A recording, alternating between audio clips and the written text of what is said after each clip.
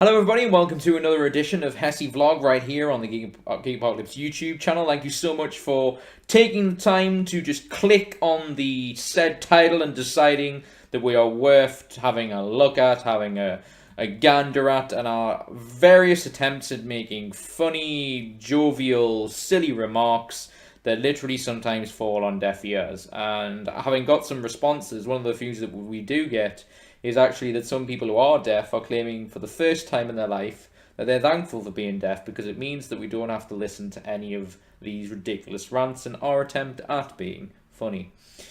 But thank you so much for checking out the videos. I should say as well before I get on to this is that I've been watching a lot of... Actually, I should apologise first for that joke. I've been watching a great deal of Howard Stern, and if you think I am remotely, controversial, you should look at any of the videos of, any examples of his work on YouTube, and you'll find that I am the mother light of any forms of media in regards to if you compare me to someone like Howard Stern. And also, I'm much more irrelevant because, I have my viewership versus, and just starting out, to like 6 or 7 million because he's slowly taking over the world from what I can gather. So, anywho, before I wanted to do a joke for the older generation, and I don't mean that to be ageist, but if you are watching this on the computer and you are of an older generation, well done for figuring out how to work the computer. That's a joke. I'm joking. Don't send me any letters. Telegram's fine because you'll be used to it. But no, I'm kidding. But the joke I wanted to do is that this actually makes me look like Ronnie Corbett from the two Ronnies. Like I'm just about to do a nice, funny antidote. If anything remotely close to him, I regard that as a huge success. If you don't know who the two Ronnies are and you're from the younger generations, we're in luck because we are literally on YouTube. So instead of being entirely lazy, I recommend you to type into the search engine two Ronnies or Ronnie Corbett chair story or something remotely like that, and you'll know what the hell I'm talking about. And it's worth the look. Anywho, as you'll see on the title, finally, as per usual, if anyone's watching any of these Hesse vlogs will know, it takes me forever to talk about the subject matter, is I wanted to do a vlog about commitment and courage, because this is something that has been affecting me over the last week or so. I've actually took a week off streaming on Twitch, because it does mess with your head if you're ever doing something that you do from scratch and you do that, and following your dreams in that sense, is that it requires you to be incredibly courageous, which I feel that I am. I think one of the things that few people can say is that I don't have the balls to do what I want to do. In regards to me starting my own business and doing podcasting and Twitching every day, and commitment in that I've been doing this. I'm just recording later today the 90-second podcast of Geek Apocalypse, which we've been doing for just under 2 years. So it tells you that pretty much every week, and also been doing the Twitch channel every day for as much as possible without my health getting in the way. And the reason I wanted to talk about it in regards to a vlog is because I read a great deal about this, and I love a lot of specific theories about having courage and commitment and things, because I know Cornel West is someone who I looked at university, for example, who says that we don't have enough courage. We don't have enough courage in the world, because it is far easier to maintain the status quo and maintain the repetitiveness of life, whether it be a horrible thing like, for argument's sake, someone who gets abused by their parents, that the chain reaction would be that I got treated that way and therefore I'm going to do the same to the next generation. That's far easier, and also to continue the chain. Hopefully, if you've got really good parents, you want to continue the chain of being of their good role models. So you'll want to continue that. But the problem with looking at things in that sense is that it looks at people as being perfect, which is never true. It's never true to look at a parent and say that they did an unbelievable job and they're never wrong, because that's ludicrous. But I know several people who look that way. Is that, and it's the same as if their sons or daughters do anything, they don't ever claim that they do anything wrong, that they're never wrong, they're never in the wrong, it's just they were in a bad situation, and no, they didn't mean to hit that person over the head with a club. They were framed, even though the fingerprints was all over there. No, that can't be true, but I'm exaggerating, but you get my point. And the thing that worries me in that regard is that means is that you're not teaching people that you can, that the whole criteria for learning how to get better as a human being is learning from your mistakes. But the thing that's a phrase that very often gets floated about all the time is that they basically say, "Oh, you need to learn from your mistakes," but a lot of the time you need to put yourself in a position to make mistakes. And what I find more and more as I'm heading into my 20s, and yes, you may look at me and go, God, 20s? I know there's a very varying degrees of people at one point have said I look 40, but I used to make this joke of, as when I was born, I actually came out sporting a beard. That's how hairy I am. But yeah, so is that, although I think actually there is a, I think there may be a condition where you can be born with, with hair, but with some degree of hair, but maybe but yeah. Thank you, Tangent. But as I'm getting older, I'm realizing that this is a common trend in regards to that people do not want to look at themselves and be better human beings. They much prefer having this attitude of is that they're always. I'm going to learn from my mistakes by doing everything within my power in life to keep the status quo as it is, to keep my life as mundane as possible is my point. And that worries me greatly, because that is sort of what's encouraged as being the everyday form of life that you should aspire to. And I really do not aspire to that. Actually, the very idea of thinking that that's what my life is going to be in the future and now actually makes me more depressed than my mental health does on a daily basis. It really, really does. And there's the thing that I find interesting that Cornel West said about being courageous in particular is, he said, mentioning this idea of it forces you to think inside yourself and explore who you are, but also being able to make mistakes is having the courage to put yourself in unfamiliar surroundings. And the reason I think of that retrospectively in terms of situations I've been in is that one of the things that my mental health has taught me is it makes me think about the person I am and how I deal with myself all the time. And that is actually incredibly useful. The problem is turning it off. It's not the actual case that I think that way. It is turning it off. Thinking about that the whole time is wrong.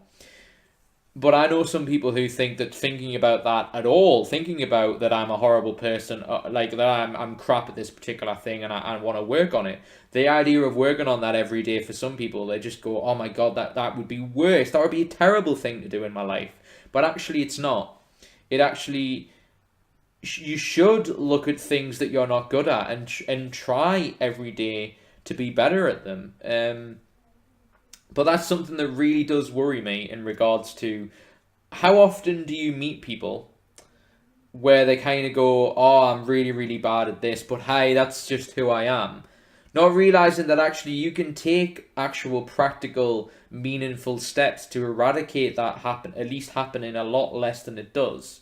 So, let's create a scenario of that you are an alcoholic. Now, how do you do something practical to make sure that you being mindful of alcohol around you, how do you rectify that so it doesn't happen? Well, you take alcohol out of the equation. So you don't go to places where there's alcohol and you don't have it in your house at the time. But going to a party where there's alcohol is not being aware of what you're bad at. One of the things I did, which people close to me know, is that I have been an on and off smoker for a while, and I love it.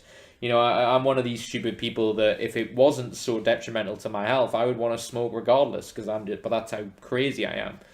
So I'm aware that that's a problem. So how I get around that is I don't surround myself in places where buying cigarettes is freely accessible. Obviously I go to shops where they are, but if I'm going for another reason, I can take that out of my mind. But the point I'm meaning is that I don't hang out with people now that are smokers because it is too difficult for me to do that. And anyone that is smokers who are friends of mine are aware of it and are kind enough to be helpful in not doing it around me. Is my point. Um, that's a form of being courageous. Um, Obviously there's other criterias about being courageous that I can go into in regards to me about being courageous that I have, battled, two serious breakdowns in my life with my bipolar disorder. The fact that I'm courageous enough to deal with it every day because there's something in regards to when something bad happens to you, whether it be illness or a problem that exists in your life, is that if you can turn around to someone and say that you're doing everything within your power to be better, whether it be better with illness or being better within yourself or just being a better human being or living your life better every day, then that's all that then it gives no one else really a right to ridicule you because you probably are doing way more than an average person would. Because the very idea of even someone looking at themselves and realizing they've got an illness is hard. So you're doing the first step of admitting you've got a problem is the most courageous thing you can do. And there's more people that don't do that than do. So you're better off than a lot of people already by doing that. That's the first thing. And I guess the point I'm making is that if someone has the balls to do that, it really, really annoys me as much as like when Scooby Doo introduced Scrappy Doo and decided that was a great idea. Let me at him. Oh, hello, Scrappy Doo, I'll let you at him. Sorry, RSPCA, no letters, but telegrams if you want. But no, seriously, that annoyed me. But that's what I'm getting at is it is really frustrating. It's frustrating to have people discourage people from being courageous. That the very idea of doing something out of the ordinary, out that's not normal, is ridiculed. Whether it be that you start your own business, whether it is you do something for yourself, and you do it for free because you love doing that more than anything. The criteria, it seems, for being courageous in this world is being distinctly average and doing as least as possible with the best success. And part of the problem is we promote things that are entirely immoral and wrong, like, for example, bankers. Everyone knows that this is wrong, but this is the power struggle we have. Is that a person who screws up the banking system, who is risking other people's money by literally not even roll. You can make the argument of not even rolling dice in this criteria of just literally throwing away other people's money and then get given a bonus for leaving. Imagine that you do rubbish at your job, and yet you get given a bonus as you're leaving when you've been sacked for doing a crap job. How is that plausible? But yet it is. And the reality shows say the same thing. People who have no talent and have no abilities, who have found a way of, and it gets promoted as well. That's a great thing. That they've used the best of what they've got when they don't have anything. It is the machine getting behind them. It's the same as like having me going into WWE and I have no wrestling background, I haven't had a wrestling match in my entire life, and them deciding to promote me as one of the best wrestlers in the world, and like I'm an indie wrestler, no one knows who I am, and me going into that ring, and there's an element of that we could fool people. We could fool people into thinking that's true. Because there'll be people who won't take the time to look at the background of me and going, so, we're not the greatest example, but you get the point I'm making. It is much more courageous to go towards what you want to do than what society says you should be doing. And that's kind of my point, is that we always have this attitude of, and I get so down when people say this is what I should be doing, that I should be trying to find a job that pays me the most money, but gives me the least creative satisfaction. That gives me the least freedom. That gives me the least desire to want to do it. That's what gets promoted.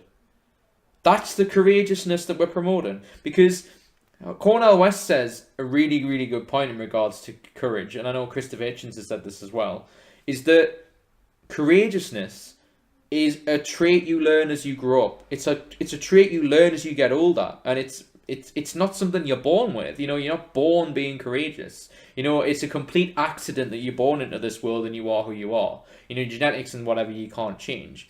But the act of being courageous is something we all struggle with, and we all decide whether we want to do it or not.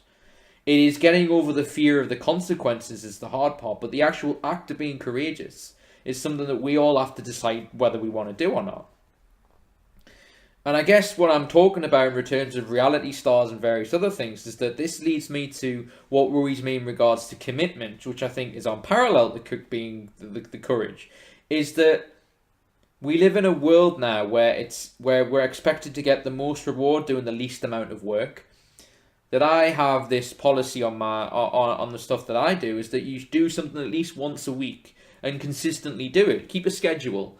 You know, when I wake up, I decide to make time on making YouTube videos, making the podcast, booking the podcast, working on the web series. I schedule times to focus on doing these things. But in the criteria of what society says is because it's not an entity right now, because I'm doing this for free in my free time while I'm building this into a viable business format. You know, the web series doesn't exist. Let's use web series as an example. The web series doesn't exist. But it's going to take the courage to make it and the commitment to fulfill that idea by having a team of people that are willing to be committed to doing a pilot so we can show people what we want to do. That requires courage and commitment.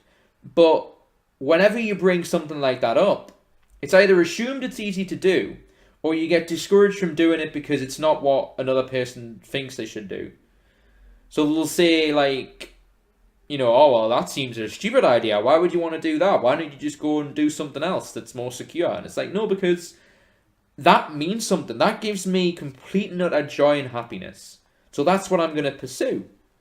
And we all should encourage everybody to do the same thing. To be courageous enough to follow our own convictions and follow our own, you know, our desires of what we want to do. We should encourage people to do that, not discourage them.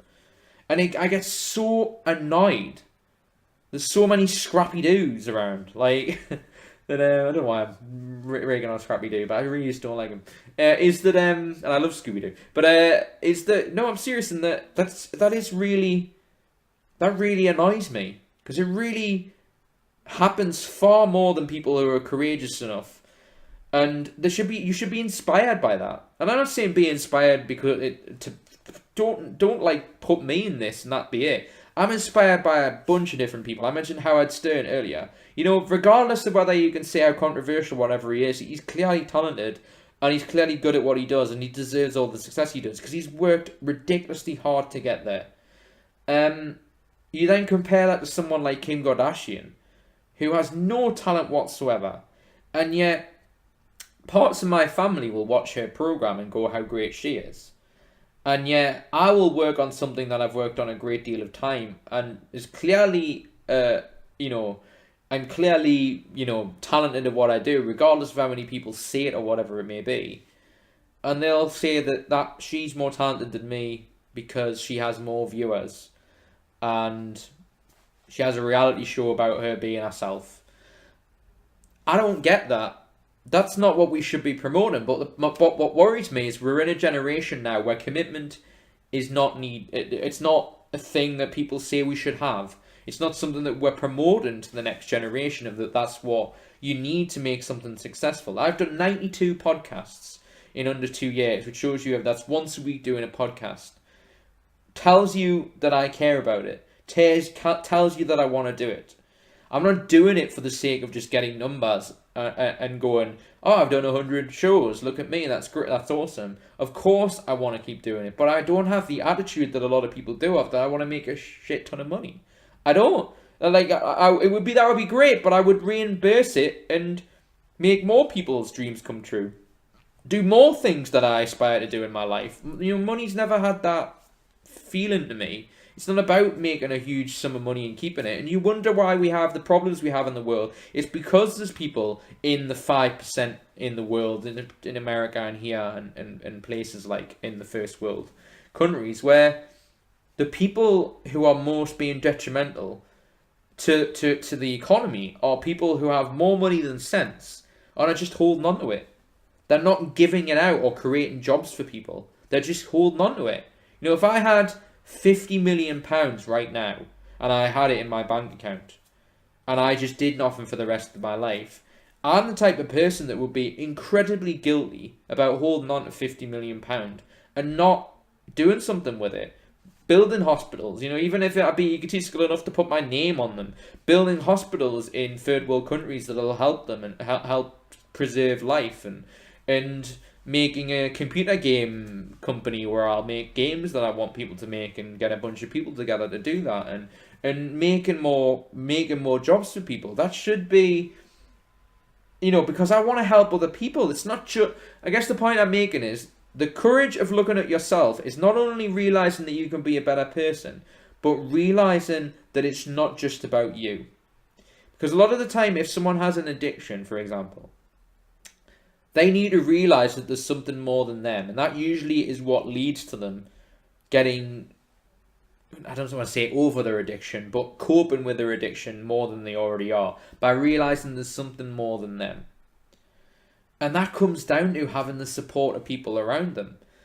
And it's a bit like when people also say that they're offended, that they'll say, I'm offended, and they'll be so irate that you've offended them, not realizing that actually by them being offended, it means that they are thinking in another way of thinking. They're thinking another way of thinking that they haven't before. So even if you have the emotional response of that it hurts or whatever it is, you're exploring a feeling you haven't explored before. That's why it is having the effect it has. So if you can look at things in an abject way like that and realize that actually that's quite helpful, that's actually really useful to becoming a better person. I guess, like, over the past week, I've been really down about people discouraging me from doing what I want to do, because it shouldn't be that way. And the thing that even more discouraged me and worries me in the general scopes of things is just that everyone expects to be the Justin Biebers by putting one video up on the internet and going, why is it not working out?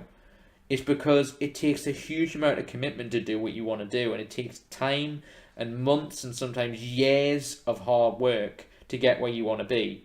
Look at one of the biggest companies right now in the world, UFC. Do you realise, like, that was a company before Dana White and the Fratelli brothers took it over? I hope I'm saying that right. Is it Fratelli brothers or something like that? Lorenzo Fertitta brothers. Fertitta. I don't know how to say that. It's my dyslexia at work there. But they took that over, and it took them 7 years before they made any money. You know, they were like 20 odd million in the hole before they started making money. You know, does that reek of somebody who wants to make a huge sum of money, or do they want to make a company successful? Because losing 20 million is not like, you know, it's a bit of a kick in the teeth. And having 7 years of not making any money, is that a passion project? Or is that them trying to make money? Because if you want to make money, go and do something meaningless where you don't have any creative outlet and work for a company where you're just going to do that forever and earn your money and do that. But that's not who I am. So I don't want to be discouraged or ridiculed for that. We should be encouraging people who want to explore how to make their dreams come true. And if you're feeling that way, instead of ridiculing them, because I find a lot of the time that it's untapped frustration that they didn't do it, have a go. Have a go at doing what you want to do. And I'll support you, and I'll go, good for you, and I'll go, this is awesome, check this out. Because more often than not, you're going to be better at whatever it is that you're going to do than I am. Because you're you. I'm not you. The biggest thing you can sell is yourself. So I really just wish that we took the time to think and realize that being courageous and being committed are traits we should encourage people to have. And if you want to do something, it requires a great deal of commitment. And I guess the best way to end this is to say, anyone that looks at me and goes, and say like, what is Stephen most good at? I would love it if my friends and family or whatever, people I cared about, turned around to me and said, you know, what's great about Stephen is he's committed, he's courageous, he's loyal, he's kind. I don't want it to be, you know, lucky, talentless, discouraging, cruel. You know, they're far more important than rich, well known, or all this kind of bollocks. I want to be known for them sort of things. And I really think deep down, if you want to look inside yourself and want to be a better person, they're the kind of things you should be focusing on too. And also, we should be encouraging other people to do the same. So yeah, this is just some of the stuff I've been thinking about. Thank you so much for taking the time to watch the whole thing. I really hope you got something out of it. If you like what you saw, please do give us a subscribe. That'd be much appreciated. We're going to MCM London here in October. Me and Wayne from Geek Apocalypse are going to be doing some interviews there on this YouTube channel and releasing a podcast, putting together all interviews we're going to do there. So if that sounds cool, as I say, please do subscribe and tell people. If you want to argue with me or whatever it may be, please do comment in the section below. Follow us on Twitter at geek_apocalypse and check out our website, which has our podcast on, which is geekapocalypse.com, for more information. But I've been Stephen Hesse. This has been another Hesse vlog, and as I say, if you've been deaf, if you are deaf, I'm glad you're grateful. But yeah, hopefully you enjoyed this vlog, and I'll see you next time for another edition. Until then, enjoy being a geek.